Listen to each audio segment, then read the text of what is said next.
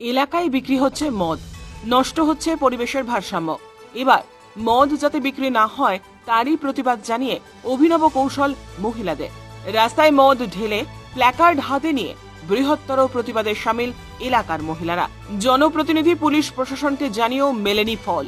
তাই বাধ্য হয়েই এলাকার বিভিন্ন বয়সী মহিলারা গড়ে তুলেছেন সমাজ সংস্কারের সংগঠন।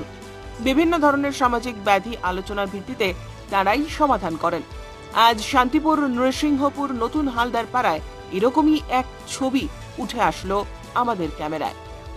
বিভিন্ন অংশে গজিয়ে ওঠা বেআইনি মদের দোকানের প্ল্যাকার্ড হাতে মিছিল করে এসে সচেতনতামূলক পোস্টার লাগালেন তারা।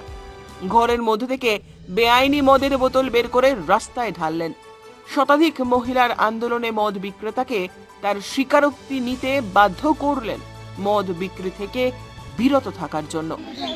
এখানে এই বাড়িতে মদ বিক্রি হয়, রাত দিন সব সময় এখানে লোক চলাচল। এখান দিয়ে আমাদের মেয়েরা পড়তে যায়, তারপরে হচ্ছে কি আমরা সেটা নিরাপত্তা পাচ্ছি না।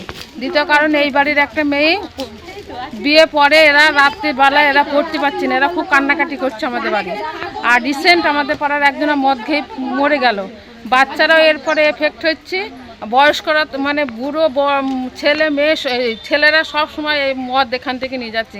আমরা চাই না পাড়ার মধ্যে মদ বিক্রি হোক। সেজন্য আজ কি করতে চাইছেন? আমরা চাইছি এখানে যাতে মদ বিক্রি বন্ধ হোক। আমরা এখানে পোস্টার লাগিয়ে দিতে মহিলা সমিতি থেকে এসছে, যাতে কালকে থেকে জানা পাড়ায় এই বাড়িতে মদ বিক্রি হয়। এর আগে বলেছিলেন? এর আগে ওনাকে বুঝিয়ে বলেছিলেন? এর আগে থেকে আশেপাশে থেকে বলিতে, কিন্তু আমরা কোনদিন এইভাবে আসিনি। আজকে সবাই মিলে জনপ্রতিনিধি যারা আছে, পুলিশ প্রশাসন, এদেরকে জানাননি কখনো? পুলিশ প্রশাসনে এসেছিল, এর আগে শুনেছি যে ধরতে এসেছিল একদিন, কিন্তু তাদের এই নৃসিংহপুরে যত বাড়িতে যত জনা এই বেআইনি মদ বিক্রি করে প্রত্যেককে বন্ধ করতে হবে, যাতে কোনো মানুষ রাত দুপুরে এসে মদটা না পায়। আচ্ছা, আরেকটা জিনিস যদি বলি, এখন তো বর্তমানে তো অনেক জায়গায় মদের দোকান আছে, সব বাড়িতেই বন্ধ করতে হবে। শুধু এই একটা মাধ্যমে সবাই জেনে যাবে যে প্রত্যেকের বাড়িতে এটা বন্ধ করতে হবে।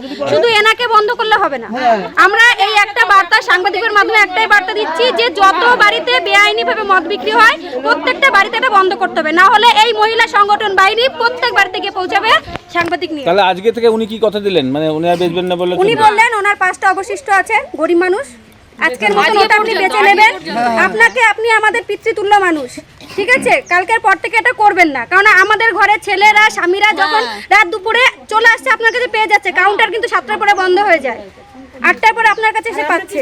আর একটা প্রশ্ন আছে দিদি, উনি বললেন যে ওনার একটু শারীরিক সমস্যা আছে, তা উনি যদি দোকান করেন?